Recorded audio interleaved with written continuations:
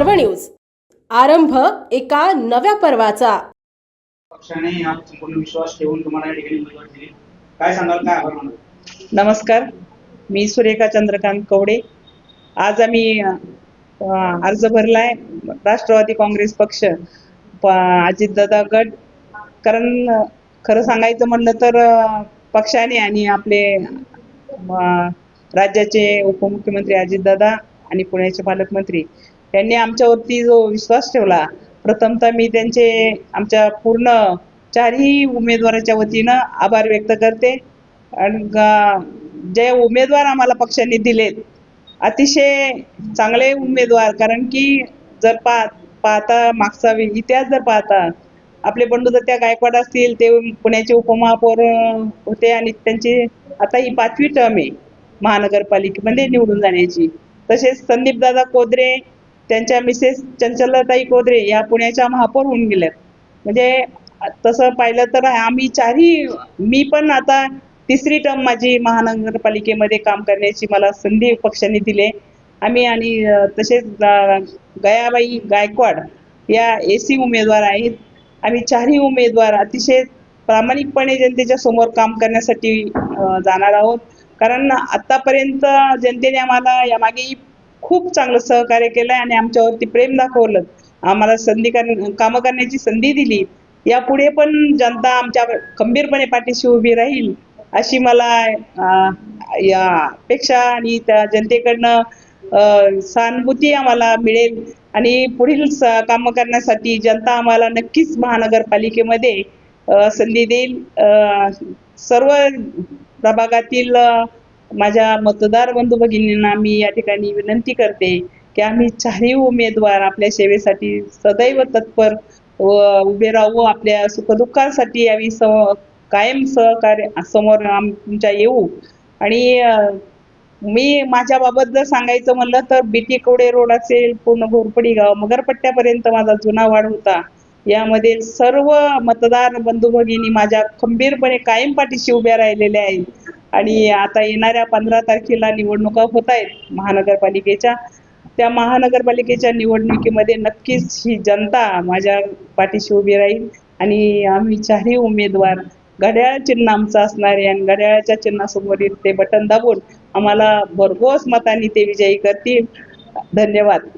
बस काही भाग आता नव्याने आपल्या प्रभागात जोडले गेले आहेत, त्यामुळे तिथलच्या समस्या एक वेगळ्या पद्धतीच्या आहेत, ज्याला तुम्हाला आता नव्याने सामोरे जावं लागणार आहे। काय सांगाल तिथून जनतेला किंवा तिथून नागरिकांना कशा पद्धतीने आपलं हे संपूर्ण काम त्या ठिकाणी चालतं? आम्ही आता बऱ्यापैकी म्हणजे 2 महिने झाले, बंडूतात्या गायकवाड असेल, मी असेल, 2 महिने झाले प्रभागामध्ये पूर्ण फिरून आम्ही जनतेशी संवाद साधलेला आहे। कारण अनेक प्रश्न आहेत, प्रामुख्याने एक महत्त्वाचा प्रश्न आमच्या सर्व नागरिकांना भेडसावत आहे की ट्रॅफिकचा प्रश्न आहे।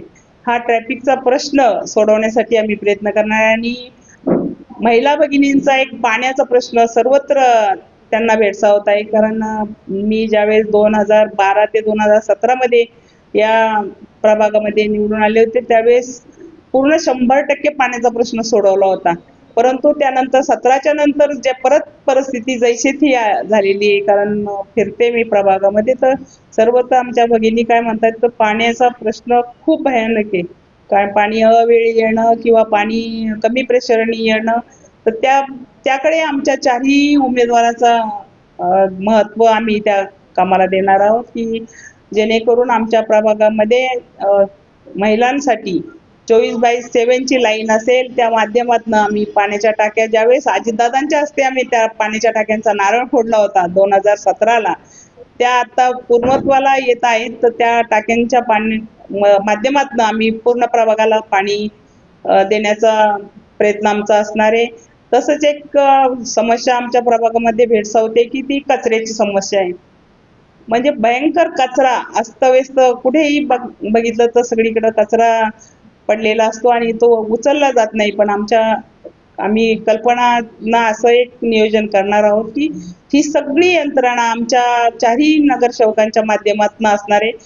म्हणजे एक जर कॉल केला, एक नंबर आम्ही त्या ठिकाणी सर्व नागरिकांना देणार, त्या कॉलवरती जर फोन आला तर त्या ठिकाणी ती गाडी जाऊन तो कचरा उचलेल, अशी आमची योजना असणार आहे की स्वच्छ आणि सुंदर प्रभाग कसा होईल याकडे आम्ही जास्त लक्ष देणार आहोत.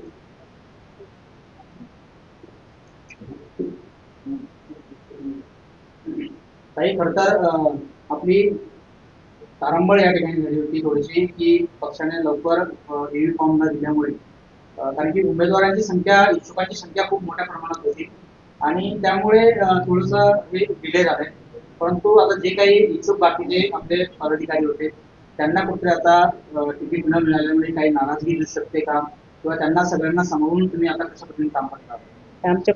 आमच्या पक्षाचे नेते आमचे अजितदादा यांची काम करण्याची पद्धत सर्वसामान्य जनता आणि सर्व आपल्या महाराष्ट्रातली जनता नव्हे, देशातली जनता पाहते. कारण एकमेव असा नेता आहे की सकाळी उठून संध्याकाळपर्यंत नागरिकांचे प्रश्न सोडवण्यात मग्न असतात आणि ते प्रश्न 100% सोडवतात. म्हणून एक असा लोकांचा उमेदवारांचा कल होता की राष्ट्रवादी काँग्रेस पक्षामधनच तिकीट हवंय आणि त्यामुळं जास्त उमेदवारांची मागणी आमच्या राष्ट्रवादी पक्षाकडे आम्हाला उमेदवारी मिळावी म्हणून होती. परंतु आम्ही ते नाराजगी जे म्हणता तर बिलकुल राहणार नाही, कारण पक्षावरती प्रेम करणारे हे आमचे सर्व कार्यकर्ते आहेत. एक सगळ्यांची इच्छा असते की आपल्याला उमेदवारी मिळावी, परंतु आमचं एक ध्येय आहे की कोणाला एकाला पक्षाने जरी उमेदवारी दिली तरी आम्ही त्या सर्वजण त्याच्या पाठीमागे उभे राहून आमचे कार्यकर्ते त्याला विजयी आणण्यासाठी प्रयत्न करते आणि 100% जास्त लीडनी या ठिकाणी चारही उमेदवार निवडून येतील अशी आम्हाला खात्री आहे.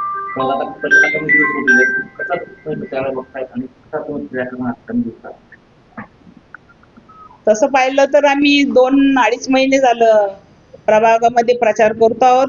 आता आमचे 2 उमेदवार आज आम्ही फॉर्म भरलेले आहेत. आम्ही यापुढे आमचा प्रचार तर 100% झालेलाच आहे, कारण ज्या दिवशी आज आम्ही फॉर्म भरलेत आणि आमचे 4ही उमेदवार डिक्लेअर झाले, सर्व प्रभागात लगेच बातमी गेली की राष्ट्रवादी काँग्रेस पक्षाचे हे 4 उमेदवार आहेत आणि लोकांनी ज्यावेळेस इलेक्शन डिक्लेअर झाल्या त्याच वेळेस डोक्यात ठेवले की यावेळेस राष्ट्रवादी काँग्रेस पक्षालाच आम्हाला उमेदवारी निवडून द्यायचे उमेदवारांना.